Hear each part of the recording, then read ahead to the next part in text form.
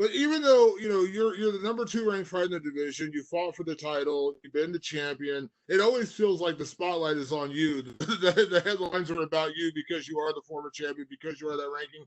How do you deal with that? I mean, is that something you just learn to embrace? You just kind of let it roll off your shoulders. That there's always going to be that spotlight on you, the expectation on you. Like, how have you learned to deal with that?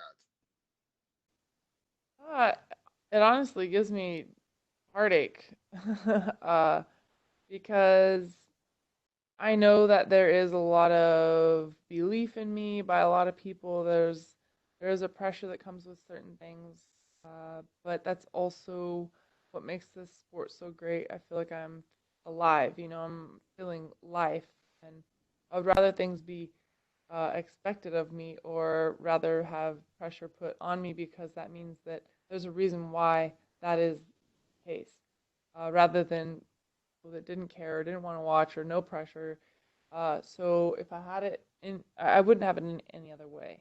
Um, just makes me want to do my best. It makes me want to win, so that all this belief in me is it's worthwhile. It's worth something. And last question, I spoke to your coach, Mike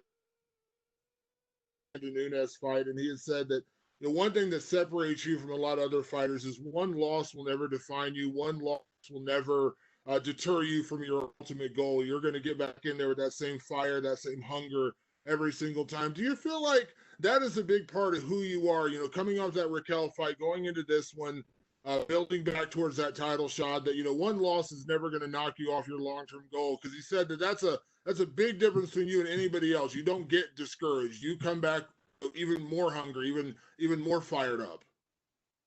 Yes. Um, I've not just in MMA, but in boxing, I've been knocked out cold and had to come back. And if a fighter's never been there, it's definitely probably one of the hardest things to deal with. Um, you start to self doubt. Am I going to get knocked out again? Am I really that good? There's all these questions that fighters probably don't want to admit that they actually ask them.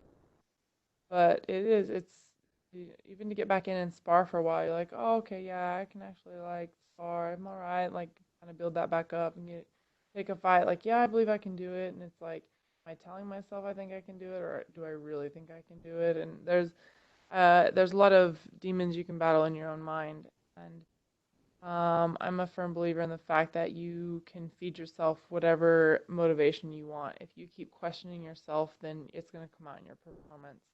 You don't believe in yourself and you're the one who has to go in there and fight, then how you think you're going to win? You always have to believe you can do it. And if there's ever a time I don't think I can do it, is the day that I need to retire.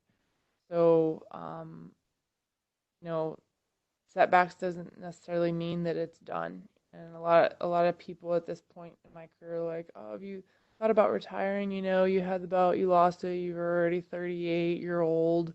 Like, well, I'm still ranked right up at the top for a reason. And um, so what I want to keep doing is make that belief. I want people to believe in me. So I need to make the best performance that I can, so that they can see why I'm still doing this, why I'm still passionate about it, and why I believe in myself. And you mentioned pressure, but I've noticed that you seem to just shrug off pressure like it's just another main event, it's just another fight. Is that something that you've developed over the years, all these years competing? I mean, I get super nervous. I get super anxious for fights. Um, but I think that you have to have a certain personality to be able to kind of go in there and do what we do. Um, you're very vulnerable in there. You're totally exposed in front of millions all over the world, and so it's kind of one of those things that you have to be okay being vulnerable. You have to kind of a liberating feeling walking in there. You got to walk in there and just say you just got to let go. You know what? A lot of pressure here. There's a lot of people watching here, but I'm here. I signed up for it, so you just gotta kind of let it go and do the best you can in those situations. Because you're in moments like that, you're also inches away from greatness. Going exciting. So I wouldn't have it any other way. I love to feel that I really live life.